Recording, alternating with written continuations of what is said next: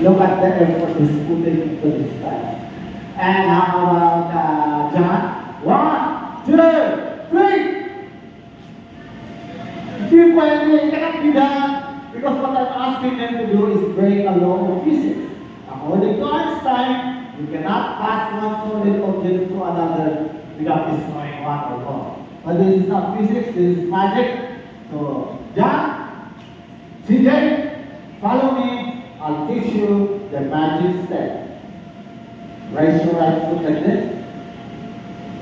Stamp it on the floor vigorously like this.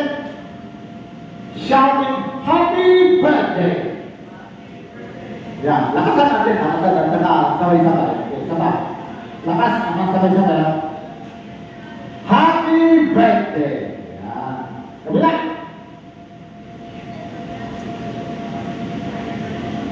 Hindi. Arya.